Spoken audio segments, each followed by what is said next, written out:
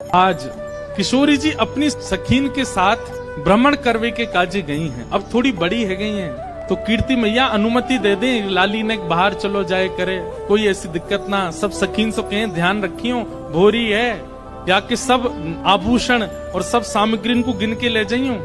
किशोरी जी आज यमुना तट देखने की जिद करती हैं और सब सखीन के साथ यमुना तट गई हैं। यमुना जी की अविरल धारा देख करके किशोरी जी तो वहीं बैठ गईं और सब सखीन से बोली, आज यहीं कछु पामेंगी, यहीं कछु भोजन करेंगी, जाओ वन में से कछु फल ले आओ, वन में से कछु पुष्प ले आओ, एक दूसरे को श्रृंगार करेंगी और यहीं फल को सेवन करेंगी।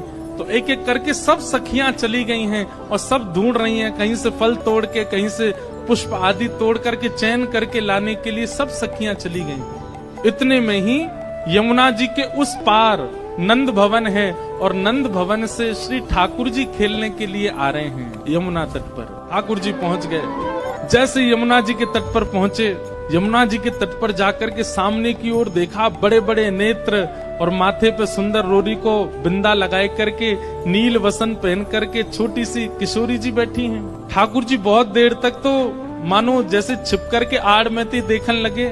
सूर श्याम देखत ही रीझे। ठाकुर जी देखते ही किशोरी जी के मुखमंडल में ऐसे आसक्त हुए कि सब भूल गए। चक डोरी हाथ में लिए खड़े भये, गिर गई नीचे।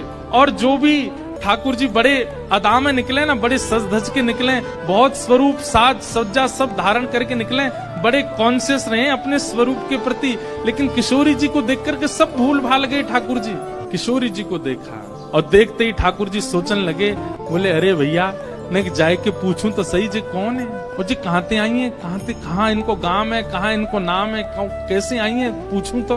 वहां सामने एक छोटी सी किशोरी जी बैठी है। यहाँ ठाकुर जी पीत वस्त्र पहन करके आए। किशोरी जी अपलक नेत्रों से यमुना जी को देख रही हैं। ठाकुर जी आए, थोड़ी आगे आकर के ऐसी अदा करन लगे कि किशोरी जी की नेक दृष्टि पड़े। कछु गान लगे, कछु करन लगे, कछु ऐसे इशारे करन लगे कि किशोरी जी की नेक दृष्टि पड़े लाला पे।